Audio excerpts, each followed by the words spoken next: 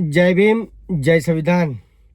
ઘણા સમયથી એક મારા ક્ષત્રિય સમાજના મિત્ર જે મને અવારનવાર રિક્વેસ્ટ કરતા હોય છે, નરેશભાઈ ક્યાંક ક્ષત્રિય સમાજ બાબતે પણ એક વિડીયો બનાવો. જે વિડીયો બનાવવાનો છે એ વાસ્તવિકતા ઉપર બનાવવાનો છે. તમારે અમારું કાંઈ વાહવાહી કરવાની નથી. જોકે નરેશવાળા વાહવાહી તો કોઈ દી કોઈને કરતો નથી. માત્ર ઇતિહાસ અને મર્દાનગી અને જે વીરતા સમાજ માટે બતાવ્યું હોય ને એની વાત કરવાની હોય, જે આપણે હાલ કરવા જઈ રહ્યા છીએ. મારા મિત્રનું એવું કહેવું છે કે ગુજરાતની અંદર એક વર્ષ પાક નિષ્ફળ જાય છે ત્યારે દેકારો થઈ જાય છે, ગુજરાત આખું ગાંડું થઈ જાય છે, આ સરકાર આખી હલબલી જાય છે. તો અમે જે આ દેશ જ્યારે આઝાદ થયો ત્યારે સરદાર વલ્લભભાઈ પટેલે આ દેશનું એકત્રીકરણ કરી અને આ દેશની અંદર લોકશાહી સ્થાપવા માટે અમારા જે રાજા રજવાડા લઈ લીધા. નરેશભાઈ અમે કોઈ દિવસ બોલ્યા નહીં. એક વર્ષના પાક નિષ્ફળ ગયો એટલે આ ગુજરાત ગાંડું કરી દે છે, દેશ ગાંડું આ લોકો કરી દે છે. અમને વાંધો કાંઈ નથી, અમને એ લોકોથી તકલીફ નથી. એ દોસ્તને એ લોકોને જે ખેડૂત એની મહેનત કરે છે એનું એને વળતર મળવું જ પડે, ફરજિયાત મળવું પડે. અમને એનો વિરોધ નથી. વિરોધ અમે માત્ર એના માટે કરીએ છીએ. અમને દુઃખ ક્યાંક ને ક્યાંક છે, અમારી વેદના છે. અમે ભીખ કોઈ પાસે માગતા નથી ભાઈ, અમારી વેદના છે. કેવી છે વેદના? તો કે જ્યારે દેશ આઝાદ થયો અને જ્યારે દેશની એકત્રીકરણની વાત આવી, એકત્રીકરણની, ત્યારે સરદાર વલ્લભભાઈ પટેલે જે રાજા રજવાડા હતા એની પાસે માંગણી મૂકી છે. સરદાર વલ્લભભાઈ પટેલે કોઈના રાજા રજવાડા લૂંટી નથી લીધા, એ મને ખ્યાલ છે. ઇતિહાસ હું જાણું છું. આ ઇતિહાસ વાંચીને જ પછી વિડીયો બનાવું છું, કેમ કે ફેકમ ફેક કરવી આપણું કામ નથી.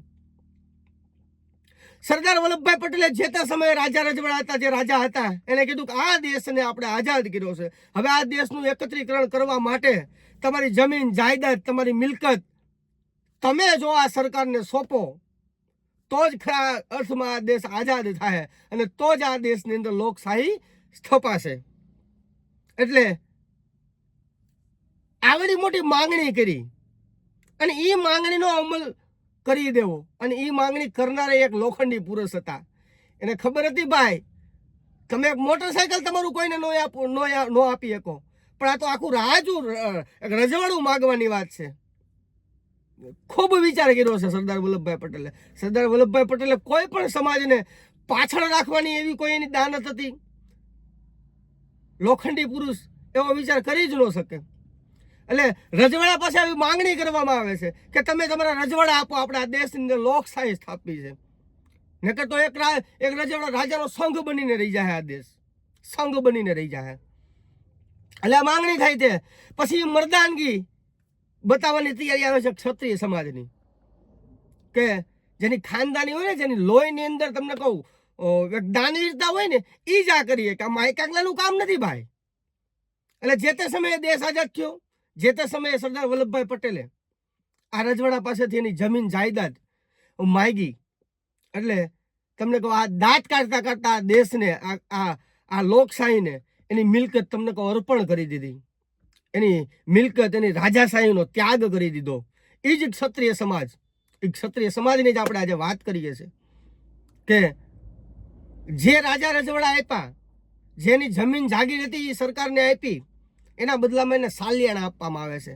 સાલિયાણા એટલે કે રાજાઓની માન્યતા આપવામાં આવે છે કે તમે જે મિલકત આ દેશ માટે અર્પણ કરો છો, આ દેશની અંદર લોકશાહી સ્થાપવા માટે તમે તમારી જે મિલકત અમને આપો છો, એના બદલામાં તમને સાલિયાણા બાંધી દઉં. પણ 1971ની સાલમાં 26મા બંધારણીય સુધારામાં આ જે રાજાઓની માન્યતા હતી રદ કરી દેવામાં આવી. એટલે કે એના સંપૂર્ણ સાલિયાણા બંધ કરી દેવામાં આવ્યા. જે તે સમયે કોંગ્રેસની સરકાર, ઇન્દિરા ગાંધીની જે સરકાર હતી એ સમયમાં. આપણે એ સરકારનો કોઈનો વાંક નથી. એ જે તે સમયે એને એવી કંઈક જરૂર લાગી હશે કે હવે સાલિયાણા બંધ કરવા પડશે, કદાચ એને એવી કંઈક જરૂર લાગી છે. પણ આજે ક્ષત્રિય સમાજની અંદર ક્યાંક ને ક્યાંક વેદના છે કે અમારા રાજા રજવાડા આપી દીધા, અમારી જમીન જાયદાદ, અમારી મિલકત આપી દીધી. હવે અમારી આજીવિકા માટે અમારી પાસે આધાર હું? અમારી આજીવિકા માટે આધાર હું? તો આ સરકારની અંદર બેઠેલા જેટલા પણ રાજકીય નેતાઓ છે એને કોઈ પણ વખત એક પણ વખત એવો વિચાર ન આવ્યો કે જે લોકોએ આ દેશ માટેના બલિદાન આપ્યા છે, ઇતિહાસ સાક્ષી છે, બેન દીકરીની માટે પોતાના ધડ અલગ માથાથી ધડ અલગ કરાવી દીધા છે, જેના પુરખોએ આ દેશ માટે એની મિલકત બધું ન્યૂસાવર કરી દીધું, તો એના માટે પણ આપણે ક્યારેક વિચાર કરવો પડે. આ તમે 1 વર્ષનો પાક નિષ્ફળ જાય છે એનો વિરોધ નથી કરતા ભાઈ અમે. તમે એને આપો, જેને વળતર મળે છે એની મહેનતનું જે વળતર છે એ વળતર આપવું પડે. શું કામ કે આજે એ લોકો કંગાલ થઈ જાય એમ છે, એનો પાક નિષ્ફળ થાય કે ખેડૂતને એની ખેતી ઉપર જ હોય છે ભાઈ. ખેડૂત ખેતી ઉપર હશે ને આપણો દેશ ખેતી પ્રધાન છે. જો ખેડૂત મરી જાય તો આ દેશ તમને કહું ચકનાચૂર થઈ જાય. એટલે એના મળવા જ પડે. એનો વાંધો નથી કોઈ ક્ષત્રિય સમાજ મને કોઈને કાંઈ વાંધો નથી, પણ અમારા જે છાલિયાણા તમે બંધ કર્યા છે એ છાલિયાણાના બદલામાં તમે એવી તો કોઈક વ્યવસ્થા ઊભી કરો કે જે અમે અમારી આજીવિકા કાઢી શકીએ એમાંથી, અથવા અમે જે બલિદાન આપ્યું છે એનો ઇતિહાસ કોઈ પાઠ્યપુસ્તકમાં રચો. તમે કોઈ જાહેરમાં કોઈ રાજકીય મોટો એવો નેતા હોય જ્યાં એ જાહેરમાં હજારો લોકોની વચ્ચે ક્ષત્રિય સમાજની ચર્ચા કરે કે આ લોકોના આધારે આજે આ દેશની અંદર લોકશાહી છે, એવું ક્યાંક ચર્ચા કરો. એને ગર્વ થાય ભાઈ, ક્ષત્રિય સમાજને ગર્વ થાય. ક્ષત્રિય સમાજ ભિખારી નથી, તો દાનવીર છે ભાઈ. તમને દાન આપી દીધું, આ દેશને દાન આપી દીધું, આ લોકશાહી સ્થાપવા માટે દાન આપી દીધું છે. પણ ક્યાંક ને ક્યાંક ભાઈ આ ક્ષત્રિય સમાજનો ઇતિહાસ હોવો પડે પાઠ્યપુસ્તકની અંદર. કોઈ એવી હિસ્ટ્રી હોવી પડે, કોઈ એવી ફિલ્મ બનવી પડે કે જે ક્ષત્રિય સમાજે આ દેશ અને આ દેશની માટે જે બલિદાનો આપ્યા છે. હું કોઈ સમાજની તરફદારી નથી કરવા વાળો, પણ હકીકતમાં મારા મિત્રની વાત સાચી છે. નરેશ વાળા, ક્યારેક તો તું બોલ. તું તારા સમાજનું જ નકરું બોલે છો. સામાજિક કાર્યકર કોઈ દિવસ એક સમાજનો હોતો નથી. દલિત સમાજનો આગેવાન તો દલિત સમાજનો નથી હોતો. એ સર્વ સમાજનો આગેવાન હોવો પડે અને સર્વ સમાજ માટે વિચારવું પડે. એટલે આજે આ વિડીયો બનાવવાની મને ફરજ પડી છે. હું કોઈ મારા મિત્રને મને મેના ટોણા મારે છે ને વિડીયો બનાવું છું એવું નથી. આજે એક લાગણીથી બનાવું છું કે હકીકતમાં આવી કાંઈક વ્યવસ્થા ઊભી થવી પડે. જે છાલિયાણા બંધ થયા છે એ છાલિયાણાના ભાગરૂપે કોઈ એવી યોજના ઊભી થવી પડે જેમાંથી ક્ષત્રિય સમાજની આજીવિકા કાઢી શકે. જો આ વિડીયો મારો લોકોને પસંદ આવ્યો હોય અને મારી આજે મેં વાત કરી છે ખરેખર વાસ્તવિકતા હોય તો આ બાબતે આપણે મુહિમ ચાલુ કરીએ. જો ક્ષત્રિય સમાજ ખાલી નહીં, દરેક સમાજ જો આની અંદર સહકાર આપે, ક્ષત્રિય સમાજ તો આપશે જ, પણ દરેક સમાજે આ બાબતે સહકાર આપવાની જરૂર છે.